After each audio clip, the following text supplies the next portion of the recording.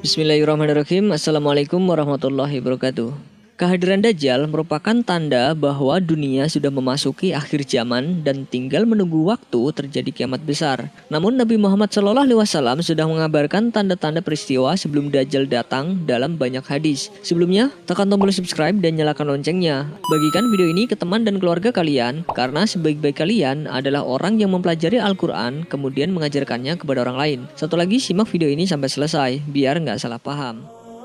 Sebelum Dajjal muncul, banyak terjadi peperangan yang dimenangkan oleh kaum muslimin melawan bangsa Romawi dan kaum Nasrani. Seperti yang diriwayatkan oleh Nafi bin Utbah bin Abu Waqqas radhiyallahu anhu bahwa Rasulullah SAW bersabda, "Kalian akan memerangi jazirah Arab sehingga Allah memenangkan kalian atasnya. Kemudian kalian memerangi Persia sehingga Allah memenangkan kalian atasnya. Kemudian kalian memerangi Romawi sehingga Allah memenangkan kalian atasnya. Kemudian kalian memerangi Dajjal sehingga Allah memenangkan kalian atasnya." Hadis riwayat Muslim. Selain itu, datangnya Dajjal ke muka bumi akan ditandai dengan terjadinya pertempuran besar yang terjadi di kota Madinah, seperti yang diriwayatkan oleh Mu'adz bin Jabal radhiyallahu anhu bahwa Rasulullah SAW bersabda, "Ramainya Baitul Maqdis atau Masjid Al-Aqsa merupakan tanda runtuhnya kota Yatsrib atau Madinah." Runtuhnya kota Yatsrib merupakan tanda terjadinya pertempuran yang besar. Terjadinya pertempuran yang besar merupakan tanda dibebaskannya kota Konstantinopel. Dibebaskannya kota Konstantinopel merupakan tanda munculnya Dajjal. Hadis riwayat Ahmad. Diriwayatkan dari Rasyid bin Sa'ad, ia berkata, "Ketika kota Persepolis ditaklukkan, maka ada seseorang yang berseru, 'Ketahuilah sesungguhnya Dajjal telah muncul ke dunia.' Maka So'ab bin Jatsamah menemui orang-orang tersebut dan mengatakan, 'Kalau bukan karena ucapan kalian, tentu saya akan mengabarkan bahwa saya telah mendengar Rasulullah SAW bersabda, Dajjal tidak akan muncul sampai manusia melupakannya, dan para imam di atas mimbar-mimbar tidak mengingatkannya.' Hadis riwayat Ahmad. Persepolis sendiri adalah salah satu kota tua dan terkenal yang ada di negeri Persia, Iran. Kota ini merupakan tempat bermukimnya para raja Persia dan tempat penyimpanan harta kekayaan mereka. Dajjal adalah fitnah terbesar bagi umat manusia, sehingga kita dianjurkan untuk berdoa kepada Allah agar terbebas dari fitnah Dajjal. Sebelum Dajjal muncul, juga ada beberapa fenomena alam yang terjadi seperti yang diterangkan dalam beberapa hadis Nabi Muhammad SAW. Diriwayatkan dari Abu Umamah Al-Bahili radhiyallahu anhu bahwa Rasulullah SAW bersabda, "Sesungguhnya sebelum munculnya Dajjal ada tempo 3 tahun yang sangat sulit, di mana pada waktu itu manusia akan ditimpa kelaparan yang hebat. Allah memerintahkan kepada langit pada tahun pertama untuk menahan sepertiga dari hujannya, dan memerintahkan kepada bumi untuk menahan sepertiga dari tanamannya. Kemudian Allah memerintahkan kepada langit pada tahun kedua untuk menahan 2/3 dari hujannya, dan memerintahkan kepada bumi untuk menahan 2/3 dari tanamannya. Kemudian pada tahun ketiga Allah memerintahkan kepada langit untuk menahan semua air hujannya, lalu ia tidak meneteskan setitik air pun, dan memerintahkan bumi agar menahan seluruh tanamannya. Maka setelah itu tidak tumbuh satu tanaman hijau pun, dan semua pohon akan mati kecuali yang dikehendaki Allah untuk tidak mati." Ada sahabat yang bertanya, dengan apa manusia akan hidup pada saat itu? Beliau menjawab, tahlil, takbir, dan tahmid merupakan pengganti makanan bagi mereka. Dari video ini mungkin video sebelumnya juga menarik untuk dilihat nih. Allah Subhanahu wa Ta'ala merupakan zat yang maha penyayang.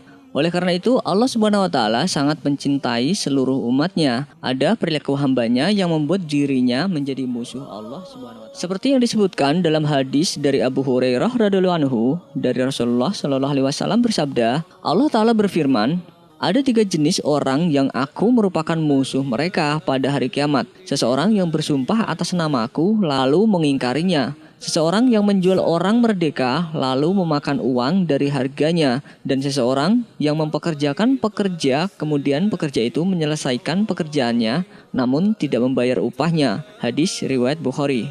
Hadis tersebut menyiratkan beberapa adab dan kesolehan secara vertikal dan horizontal. Maksud secara vertikal berarti kesolehan manusia di hadapan Allah Subhanahu wa Ta'ala, sedangkan secara horizontal berarti kesalahan sosial hamba Allah yang harus dilakukan pada sesamanya. Oleh karena itu, Allah menyebutkan bahwa ada 3 golongan yang kelak menjadi musuh Allah Subhanahu wa taala saat hari kiamat nanti. Seperti yang disebutkan dalam hadis sebelumnya, golongan pertama yang akan menjadi musuh Allah adalah mereka yang ingkar janji. Dalam Islam, janji dianalogikan sebagai sebuah hutang, di mana hutang adalah wajib ditunaikan. Ada sebuah hadis riwayat Ahmad dan Al-Bazzar yang menyebutkan, tidak ada iman bagi orang yang tidak memiliki amanah, dan tidak ada agama bagi orang yang tidak memegang janji. Hadis riwayat Ahmad dan Al-Bazzar.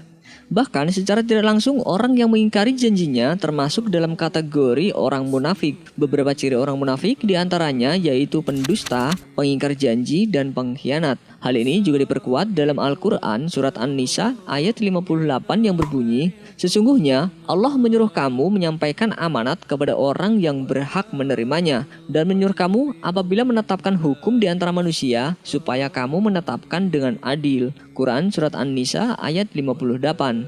Perintah Allah dalam melaksanakan amanah dan menunaikan janji merupakan bukti bahwa manusia harus menjaga hak-hak baik kepada Tuhannya maupun sesamanya. Selanjutnya, golongan kedua yang akan menjadi musuh Allah yaitu orang yang menjual orang yang kemudian menikmati hasil penjualannya tersebut. Hal ini mengingatkan kita kembali ke alam perbudakan yang sering terjadi pada zaman jahiliyah, di mana budak perempuan sering diperdagangkan dengan harga murah. Bahkan tidak sedikit dari mereka yang dipaksa melacurkan diri oleh para majikannya.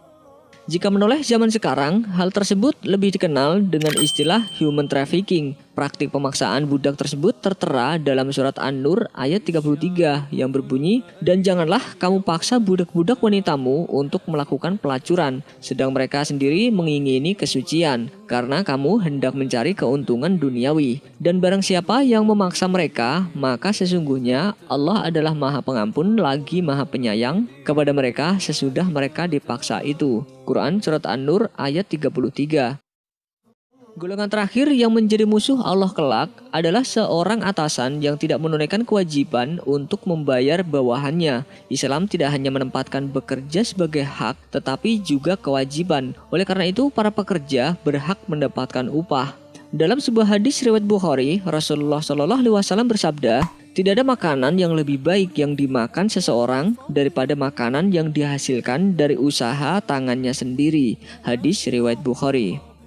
Bekerja dalam Islam diartikan sebagai bentuk pengabdian seseorang baik kepada Allah Subhanahu wa taala maupun bentuk usahanya untuk mendapatkan penghasilan. Oleh karena itu, seseorang mampu memenuhi kebutuhan hidupnya dan Islam menjamin hak pekerja dengan baik.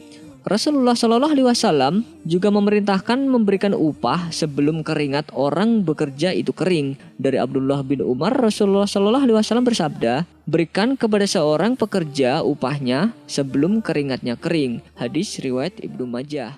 Wallahu a'lam bishawab. Wassalamualaikum.